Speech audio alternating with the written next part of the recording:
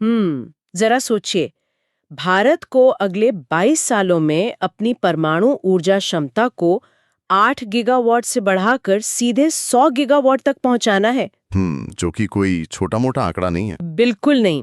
मतलब इस आंकड़े को जमीनी हकीकत में बदलने का सीधा सा अर्थ है कि देश को हर साल कम से कम 4 से 5 नए विशाल परमाणु रिएक्टर शुरू करने होंगे। और आज की परिस्थितियों को देखें तो ये लक्ष्य लगभग असंभव सा लगता है। हाँ, एकदम असंभव। तो आज के हमारे इस गहन विश्लेषण यानी डीप डाइव में हम इसी विषय की तह तक जाएंगे। हमारे पास जो स्रोत सामग्री है उसमें मुख्य रूप से ऊर्जा विशेषज्ञ राकेश सूद का एक बहुत ही शानदार लेख है और साथ ही कुछ नए नीतिगत दस्तावेज भी हैं। जी, तो हमारा आज का मिशन ये समझना है कि क्या भारत की ऊर्जा नीति में जो ये नया बदलाव आया है, मेरा मतलब है शांति एक्ट 2025, क्या ये वो कुंजी है जो इस असंभव से दिखने वाले लक्ष्य को हकीकत बना सकती है? इस लक्ष्य की गंभीरता को समझने के लिए ना सबसे पहले हमें इस नए कानून के नाम पर ही गौर करना चाहिए। अच्छा, शांति एक्ट। हाँ, इसका पूरा नाम है the sustainable harnessing and advancement of nuclear energy for transforming India. वाह, काफी लंबा नाम है ना? लेकिन इस नाम और इसके पीछे के दस्तावेजों का एक बहुत ही स्पष्ट संकेत है। संकेत ये है कि दशकों से जो राज्य का एकाधिकार चला रहा था, मतलब सरकार का जो पूरा कंट्रोल था, बिल्कुल, वो अब खत्म होने जा रहा है। ये पहली बार है जब एक नीतिगत ढांचे के जरिए परमाणु ऊर्जा के क्षेत्र में निजी कंपनियों को यानी प्राइवेट सेक्टर को आमंत्रित किया जा रहा है। ये तो वाकई एक बहुत बड़ा बदलाव है। मैं हमेशा सोचती हूँ कि ऊर्जा ना किसी भी अर्थव्यवस्था के मेटाबॉलिज्म यानी चयापचय की तरह होती है। बहुत ही सटीक तुलना है। जैसे किसी एथलीट के शरीर को तेज दौड़ने के लिए ज्यादा कैलोरी चाहिए होती है, वैसे ही हमारी अर्थव्यवस्था को तेजी से भागने के लिए बहुत सारी बिजली की जरूरत है। सही कहा। और हमारे स्रोतों के जो आंकड़े हैं वो थोड़ा हैरान करते हैं।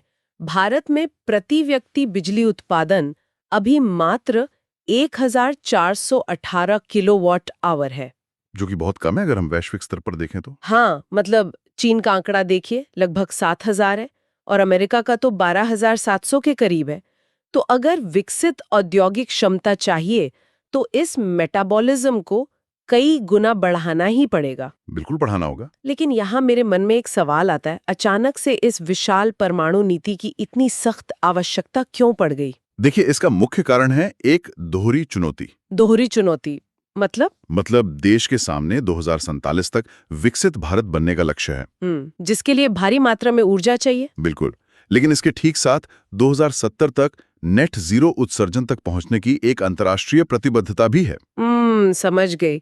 मतलब हम कोयला या गैस जलाकर ये ऊर्जा हासिल नहीं कर सकते। एकदम सही। आर्थिक विकास की इस भारी भूख को आप सिर्फ जीवाश्म ईंधन जलाकर शांत नहीं कर सकते। कार्बन उत्सर्जन को रोकते हुए औद्योगिक विकास करना असल में ये एक बेहद जटिल संतुलन है। लेकिन एक मिनट, क्या इस संतुलन के लिए बैटरी स्टोरेज और जो हमारी नवीकरणीय ऊर्जा है जैसे सोलर और विंड, क्या वो काफी नहीं है? ये सवाल बहुत लोग पूछते हैं। मतलब अगर देश भर में सोलर पैनल और विंड टरबाइन लगाए जा रहे हैं और दिन में पैदा होने वाली सौर ऊर्जा को हम विशाल बैटरियों में स्टोर कर लें, तो फिर परमाणु ऊर्जा के इतने महंगे और तकनीकी रूप से इतने जटिल रास्ते पर जाने की जरूरत ही क्या है? देखिए, बैटरी स्टोरेज का विचार कागज पर या सैद्धांतिक रूप से बहुत ही आकर्षक लगता है, लेकिन जब आप इसे किसी बड़े ग्रिड के स्तर पर देखते हैं तो इसकी अपनी बहुत सी सीमाएं हैं। लिथियम आयन बैटरियां बहुत ज्यादा महंगी होती हैं, राइट, और वो किसी पूरे शहर या औद्योगिक क्षेत्र को कई दिनों तक लगातार बिजली नहीं दे सकती। हमारे स्रोत इस पर एक बहुत ही अहम आंकड़ा सामने रखते हैं। वो क्या है? भारत में आज पवन और सौर ऊर्जा की जो इंस्टॉल्ड कैपेसिटी है यानी स्थापित क्षमता, हाँ, जो करीब 50% हो गई है। बिल्कुल, वो 50% जरूर है, लेकिन जब बात वास्तविक बिजली उत्पादन की आती है ना, तो ग्रिड में इनका योगदान केवल 22% ही है। क्योंकि सूरज रात में नहीं चमकता और हवा हमेशा एक ही गति से नहीं चलती है ना? एकदम सही पकड़ा। इस तकनीकी समस्या को इंटरमिटेंसी कहा जाता है। मतलब ऊर्जा का लगातार ना मिलना। जी, और किसी भी बड़े औद्योगिक ग्रिड को स्थिर रखने के लिए बेसल लोड ऊर्जा की आवश्यकता होती है। बेसल लोड यानी वो बिजली जो 24 घंटे मिलती रहे। हाँ, जो 24 घंटे 7 दिन बिना किसी रुकावट के ग्रिड में आती रहे। इसके विपरीत अगर हम परमाणु ऊर्जा के आंकड़े देखें वर्तमान में इसकी स्थापित क्षमता केवल 1.8% है। सिर्फ 1.8? हाँ, लेकिन ये ग्रिड के कुल उत्पादन का 3% प्रदान करती है। ये जो निरंतरता है ना, यही परमाणु ऊर्जा की सबसे बड़ी ताकत है। वाओ, ये तो बहुत बड़ा अंतर है। और मुझे याद आ रहा है कि लेख में जमीन का भी एक बहुत बड़ा मुद्दा उठाया गया है। बिल्कुल, जमीन एक बहुत ही सीमित संसाधन है हमारे पास। स्रोतों के अनुसार समान मात्रा में बिजली पैदा करने के लिए सौर और पवन ऊर्जा संयंत्रों को थर्मल या परमाणु संयंत्रों की तुलना में लगभग 10 गुना अधिक जमीन चाहिए होती है। 10 गुना? आप सोचिए। और सघन आबादी वाले क्षेत्रों में, जहां कृषि और लोगों के रहने के लिए जमीन पहले से ही कम है, वहां हर जगह इतने बड़े सोलर पार्क स्थापित करना तो व्यवहारिक ही नहीं लगता। और इसीलिए जब हम सारे विकल्पों को तौलते हैं तो परमाणु ऊर्जा सबसे प्रभावी विकल्प बनकर उभरती है। क्योंकि ये कार्बन मुक्त है और जमीन भी कम घेरती है। हाँ, और सबसे अहम बात, ये मौसम पर निर्भर नहीं है। अच्छा, तो अगर ये इतना ही बेहतरीन विकल्प है, तो अब तक देश में सिर्फ 8 गीगावाट की क्षमता ही क्यों हासिल हो पाई है? मतलब दशकों से ये आंकड़ा इतनी धीमी गति से क्यों रेंग रहा था? इसके पीछे कोई तकनीकी या वैज्ञानिक कमी नहीं थी। असली समस्या थी हमारा कानूनी और प्रशासनिक ढांचा। अच्छा जी, और यहीं से शांति एक्ट 2025 की असली प्रासंगिकता शुरू होती है। दशकों तक भारत में परमाणु ऊर्जा पूरी तरह से सरकार की मुट्ठी में थी। परमाणु ऊर्जा विभाग यानी DAE का इस पर एक तरह का विशेष एकाधिकार था। एकाधिकार। लेख में दिए गए इस पुराने ढांचे को पढ़कर मुझे एक बहुत मजेदार चीज याद आई। क्या? ये बिल्कुल एक ऐसे अकेले बावर्ची की तरह लगता है जो 1 अरब लोगों की शादी की दावत अकेले पकाने की कोशिश कर रहा हो। हाँ, बिल्कुल सटीक उपमा है। मतलब सोचिए ना, उसी बावर्ची को खेत से सब्जी लानी है, उसे ही खाना पकाना है और आखिर में उसे ही सारे बर्तन भी धोने हैं। जाहिर है इस तरीके से तो दावत कभी समय पर तैयारी नहीं हो पाएगी। और ऐसा इसलिए था क्योंकि 1962 का एक बहुत पुराना परमाणु ऊर्जा अधिनियम लागू था। शांति एक्ट 2025 ने इस पुराने एकाधिकार को पूरी तरह से समाप्त कर दिया है। अब पहली बार निजी कंपनियों को परमाणु संयंत्र बनाने, उन पर अपना स्वामित्व रखने और उन्हें संचालित करने की कानूनी अनुमति मिल गई है। मतलब अब बाहर के केटरर्स भी रसोई में आ सकते हैं? जी बिल्कुल। इसके साथ ही इस एक्ट ने परमाणु ऊर्जा नियामक बोर्ड AERB को एक वैधानिक दर्जा दे दिया है। वैधानिक दर्जा? इसका क्या मतलब हुआ जमीनी स्तर पर? इसका मतलब है कि अब ये बोर्ड केवल सरकार के अधीन काम करने वाला कोई आम विभाग नहीं रह गया है। अच्छा। बल्कि ये एक पूरी तरह से स्वायत्त और स्वतंत्र नियामक बन गया है, जो सुरक्षा और मानकों को बिना किसी दबाव के सख्ती से लागू कर सकता है। ये तो अच्छा कदम है। लेकिन देखिए, केवल कानूनी अनुमति दे देने से तो रातों रात निजी कंपनियां अरबों का निवेश नहीं करने लगेंगी ना? बिल्कुल नहीं। क्योंकि 2010 का जो नागरिक दायित्व अधिनियम था CLNDA, वो तो एक बहुत बड़ी बाधा था। आपने बिल्कुल सही दुखती रग पर हाथ रखा है। मतलब अगर किसी कंपनी को ये डर हो कि प्लांट के किसी छोटे से पुर्जे के खराब होने पर भी उसे अरबों का जुर्माना देना पड़ सकता है, तो वो पागल थोड़ी है जो इस क्षेत्र में कदम रखेगी। सही कहा। देयता या लायबिलिटी का ये मुद्दा विदेशी और घरेलू दोनों ही तरह के निवेश के लिए सबसे बड़ी दीवार बना हुआ था। 2010 के कानून के तहत अगर कोई भी दुर्घटना होती थी तो सप्लायर पर भी असीमित वित्तीय देयता आ सकती थी। सप्लायर मतलब जिसने शायद सिर्फ एक छोटा सा वॉल्व सप्लाई किया हो? हाँ, जिसने केवल एक वॉल्व या कोई साधारण सा पुर्जा दिया हो, उसे भी कटघरे में खड़ा किया जा सकता था। इसी डर से अंतर्राष्ट्रीय कंपनियों ने भारत को पुर्जे देना ही बंद कर दिया था। इस स्थिति को हम एक और उदाहरण से समझ सकते हैं। ये बिल्कुल ऐसा है कि मान लीजिए किसी हवाई जहाज की दुर्घटना हो जाए, तो तार्किक रूप से केस तो एयरलाइन कंपनी पर होना चाहिए ना? हाँ। जो उसे चला रही थी। बिल्कुल। लेकिन उस पुराने कानून के हिसाब से जिस कंपनी ने उस जहाज की सीटों की बेल्ट या खिड़की के पेंच बनाए थे, उसे भी असीमित जुर्माना देना पड़ सकता था। हाँ, तो जाहिर है ऐसे में कोई पेंच बनाने वाला आगे क्यों आएगा? तो शांति एक्ट ने इस उलझन को कैसे सुलझाया? शांति एक्ट 2025 ने अंतर्राष्ट्रीय मानकों के अनुरूप एक नया सिद्धांत लागू किया है, जिससे चैनलिंग ऑफ लायबिलिटी कहते हैं। Channelling of liability. जी, इस सिद्धांत के तहत स्पष्ट कर दिया गया है कि किसी भी दुर्घटना की स्थिति में पूरी जिम्मेदारी और देयता सिर्फ ऑपरेटर की होगी। ऑपरेटर मतलब वो कंपनी जो संयंत्र को चला रही है, जिसका वो प्लांट है। सप्लायर पर यह वित्तीय बोझ बिल्कुल नहीं डाला जाएगा। वाओ, ये तो बहुत बड़ी राहत है। बिल्कुल। इसी एक बड़े बदलाव ने सप्लायर कंपनियों को वो कानूनी सुरक्षा दे दी है जिसका वो कई दशकों से इंतजार कर रहे थे। तो चलिए मान लेते हैं कि अब कानूनी दीवारें गिर गई हैं, निजी सप्लायर्स के लिए रास्ता पूरी तरह साफ हो गया है। लेकिन अब एक बहुत बड़ी व्यावहारिक समस्या सामने आकर खड़ी होती है। पैसा। जी बिल्कुल, भारी भरकम पैसा। मौजूदा 8 गीगावाट से 100 गीगावाट तक पहुंचने का खर्च कौन उठाएगा? हमारे स्रोतों का अनुमान है कि इस विशाल विस्तार के लिए लगभग 200 अरब डॉलर के निवेश की आवश्यकता होगी। बाप रे, 200 अरब डॉलर? हाँ, जो कि भारतीय रुपयों में करीब 18 लाख करोड़ होता है। ये तो बहुत ही बड़ी रकम है। इतनी बड़ी पूंजी जुटाना और फिर सही तकनीक का चुनाव करना, ये कोई आसान काम नहीं है। इसी भारी आर्थिक चुनौती से निपटने के लिए ही राकेश सूद के लेख में एक 3 आयामी रणनीति का जिक्र किया गया है। Tripartite approach. जी, लेकिन इस रणनीति के पहले आयाम को समझने के लिए ना हमें एक चीज समझनी होगी। क्या? वो है लागत का अंतर। स्वदेशी और विदेशी तकनीक के बीच जो लागत का बड़ा फासला है। हाँ, आंकड़ों पर नजर डालें तो यहाँ एक बहुत बड़ा विरोधाभास दिखता है।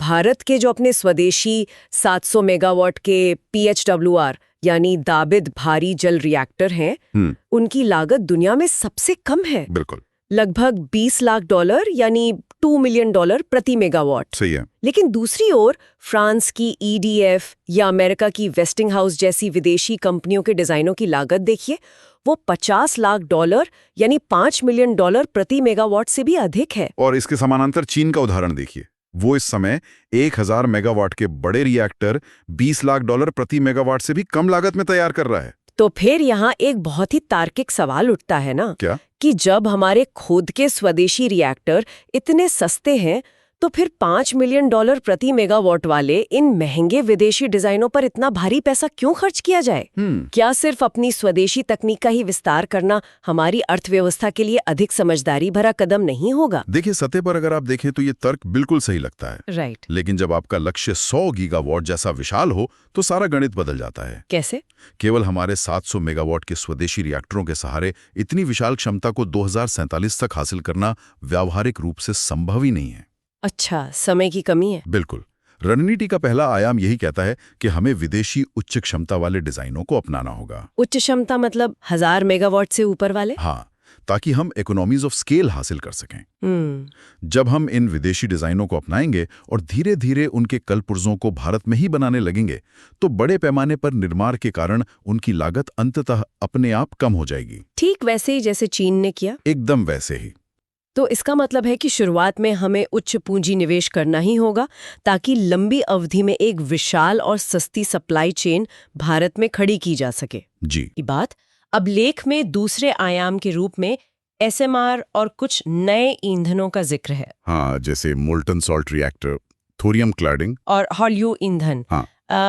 1 मिनट रुकिए, ये हिस्सा बहुत ज्यादा तकनीकी हो रहा है। चलिए इसे आसान बनाते हैं। हाँ प्लीज।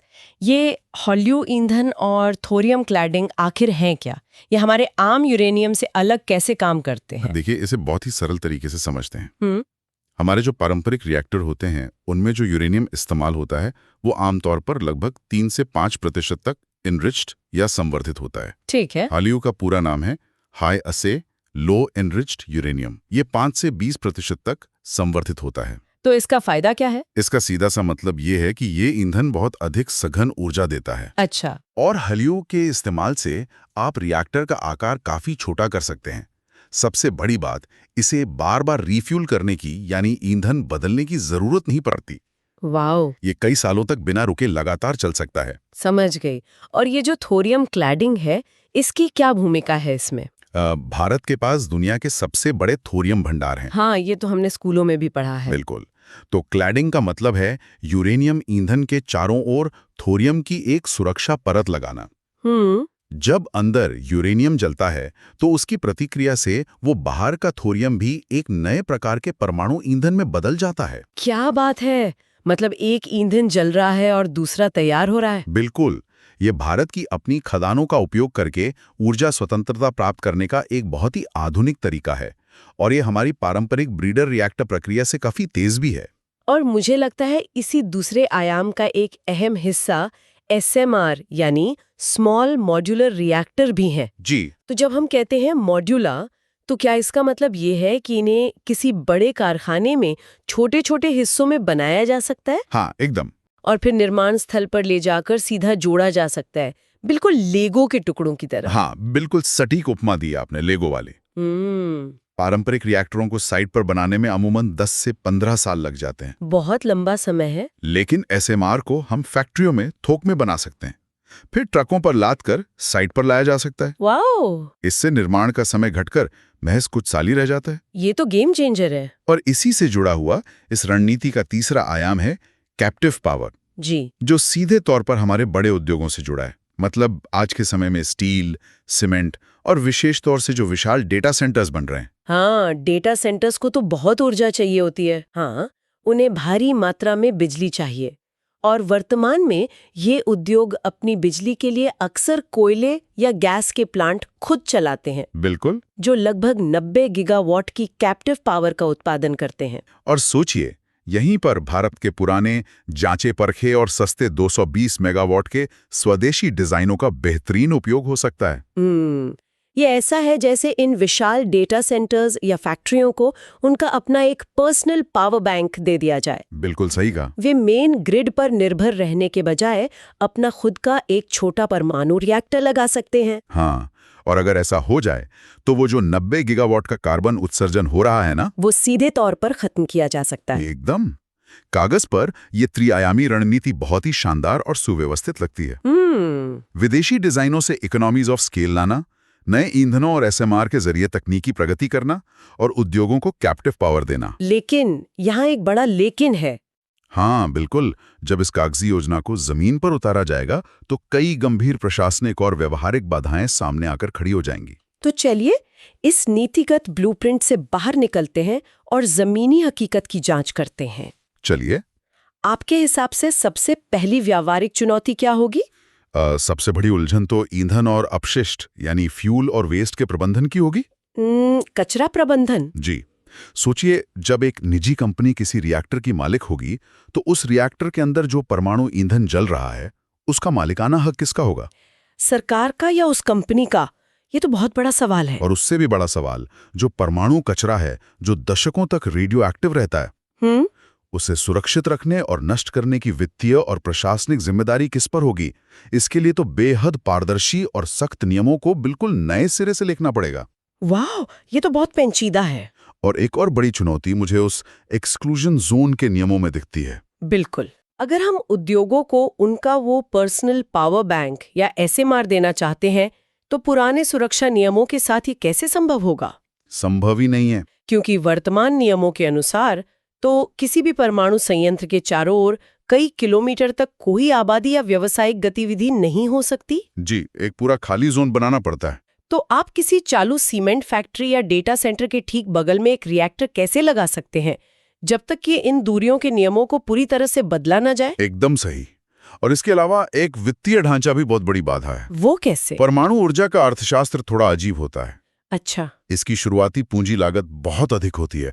आपको शुरू में ही अरबों रुपए लगाने पड़ते हैं। लेकिन फिर दशकों तक चलने वाली जो परिचालन लागत है, ऑपरेटिंग कॉस्ट, वो बहुत कम होती है। राइट। तो हमारे निजी बैंकों को ऐसे नए वित्तीय मॉडल विकसित करने होंगे जो शुरुआती भारी जोखिम को दशकों लंबे मुनाफे के साथ संतुलित कर सकें। ये भी एक बड़ा सिरदर्द होगा बैंकों के लिए। लेकिन इन सबसे ऊपर जो सबसे संवेदनशील और पेचीदा मुद्दा है वो है सामरिक पृथक्करण या स्ट्रेटेजिक सेपरेशन। ये सामरिक पृथक्करण व्यावहारिक रूप से काम कैसे करता है? देखिए, भारत के पास एक शांतिपूर्ण नागरिक ऊर्जा कार्यक्रम भी है और एक रक्षा या सामरिक परमाणु कार्यक्रम भी है।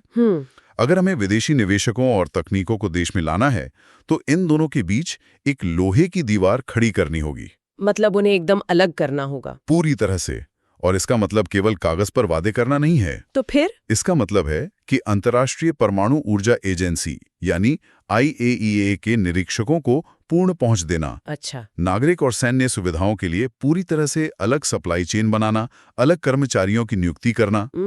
समझ रही हूँ। क्योंकि जब तक विदेशी कंपनियों को ये पूरा विश्वास नहीं होगा कि उनके द्वारा दी गई तकनीक या हालियों ईंधन का 1 ग्राम हिस्सा भी सैन्य उद्देश्यों के लिए नहीं जा रहा है, तब तक वे भारत में निवेश ही नहीं करेंगे। एकदम सही। तो आज की इस पूरी विस्तृत चर्चा को समेटते हुए सुनने वालों के लिए ये स्पष्ट है कि 2047 तक 100 गीगावाट का ये लक्ष्य केवल एक हवाई संख्या नहीं है। बिल्कुल नहीं। शांति एक्ट 2025 ने राज्य के उस एकाधिकार को समाप्त कर दिया है और देयता के उस पुराने कानून को भी बदल दिया है जो दशकों से विकास को रोके हुए था। जी। त्रिआयामी रणनीति, जिसमें विदेशी तकनीक लाना, नए ईंधन और SMR विकसित करना और उद्योगों को कैप्टिव पावर देना शामिल है, ये सब उस $200 अरब के भारी निवेश को एक दिशा देने की कोशिश है। लेकिन जैसा कि हमने देखा, अपशिष्ट प्रबंधन, एक्सक्लूजन जोन और सामरिक पृथक्करण जैसी जमीनी बाधाओं को पार किए बिना ये पूरी रूपरेखा अभी भी अधूरी है। जी। और इन सभी तथ्यों का निष्पक्ष विश्लेषण करने के बाद हमारी स्रोत सामग्री में जो एक मूल प्रश्न विचार विमर्श के लिए सामने आता है, वो क्या है? वो ये है कि $5 मिलियन प्रति मेगावाट की भारी विदेशी लागत को देखते हुए क्या भारत को घरेलू उपयोग के लिए केवल अपनी सस्ती स्वदेशी 220 और 700 मेगावाट तकनीक के तेज विकास पर ही ध्यान केंद्रित करना चाहिए, या फिर 100 गीगावाट के इस विशाल लक्ष्य को समय पर हासिल करने के लिए उच्च क्षमता वाली महंगी विदेशी तकनीक का एकीकरण अनिवार्य शर्त है, भले ही वो शुरुआत में आर्थिक रूप से बोझिली क्यों ना हो? ये बहुत ही गहरा सवाल है। दोनों ही रास्तों के अपने अपने जोखिम और लाभ हैं। बिल्कुल, श्रोताओं को इस पर जरूर सोचना चाहिए। ये वास्तव में ऊर्जा नीति का सबसे बड़ा द्वंद्व है और इस गहन एनालिसिस के बिल्कुल अंत में मैं श्रोताओं के सामने इसी विषय से जुड़ा एक और विचार छोड़ना चाहती हूँ। बताइए। जो सीधे तौर पर तो इन नीतिगत दस्तावेजों में नहीं लिखा है, लेकिन ये भविष्य की ओर इशारा करता है। अच्छा। जरा कल्पना कीजिए उस समय की जब दुनिया के विशाल औद्योगिक घराने जैसे कि कॉरपोरेट्स, वे दुनिया भर में अपने स्वयं के परमाणु संयंत्रों के मालिक होंगे और उन्हें संचालित करेंगे। वाह, एक कॉर्पोरेट न्यूक्लियर पावर। हाँ, जब यूरेनियम और हेलियम जैसे उन्नत ईंधनों की सप्लाई चेन पर केवल सरकारों का ही नहीं बल्कि बहुराष्ट्रीय कंपनियों का भी नियंत्रण होने लगेगा। ये तो बहुत ही अलग नजरिया है। तो सोचिए, ये बदलाव आने वाले दशकों में तकनीकी संप्रभुता और ऊर्जा की वैश्विक भू राजनीति को किस तरह बदल कर रख देगा। बहुत ही डरावना लेकिन दिलचस्प विचार है। क्या राष्ट्र अपनी ऊर्जा का नियंत्रण खो देंगे या कॉरपोरेशंस ही नए राष्ट्रों की तरह व्यवहार करने लगेंगे? ये एक ऐसा सवाल है जो इस पूरी चर्चा को एक बिल्कुल नए आयाम पर ले जाता है। बिल्कुल, ये सोचने पर मजबूर करता है। तो जो लोग हमें सुन रहे हैं, आज के इस डीप डाइव में बस इतना ही। इन सवालों पर विचार करते रहें और नई चीजें सीखते रहें।